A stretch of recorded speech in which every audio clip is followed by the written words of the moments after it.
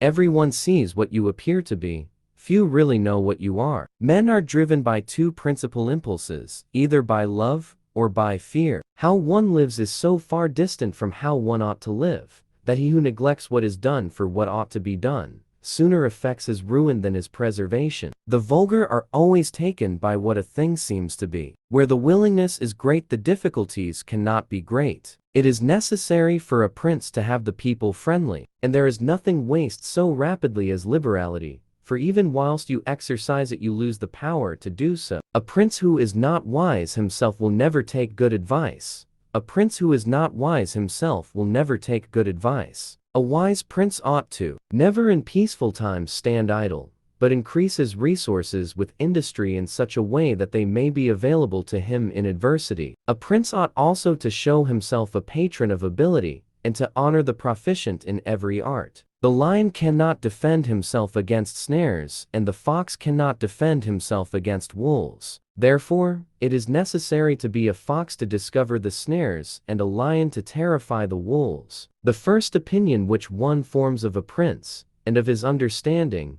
is by observing the men he has around him. Outside of these, he should listen to no one, pursue the thing resolved on, and be steadfast in his resolutions. He who does otherwise is either overthrown by flatterers, or is so often changed by varying opinions that he falls into contempt. Not to extinguish our free will, I hold it to be true that fortune is the arbiter of one half of our actions, but that she still leaves us to direct the other half. Fortune shows her power where valor has not prepared to resist her, and thither she turns her forces where she knows that barriers and defenses have not been raised to constrain her. There is no other way of guarding oneself from flatterers except letting men understand that to tell you the truth does not offend you. He ought to question them upon everything, and listen to their opinions, and afterwards form his own conclusions. The older one gets, the more convinced one becomes that His Majesty King Chance does 3/4 of the business of this miserable universe.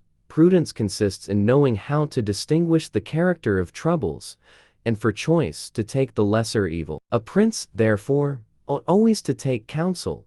One who becomes a prince through the favor of the people ought to keep them friendly, and this he can easily do, seeing they only ask not to be oppressed by him. Friendships that are obtained by payments, and not by greatness or nobility of mind, may indeed be earned, but they are not secured. It is the nature of men to be bound by the benefits they confer as much as by those they receive. You can satisfy the people, for their object is more righteous than that of the nobles, the latter wishing to oppress, while the former only desire not to be oppressed. This is to be asserted in general of men, that they are ungrateful, fickle, false, cowardly, covetous,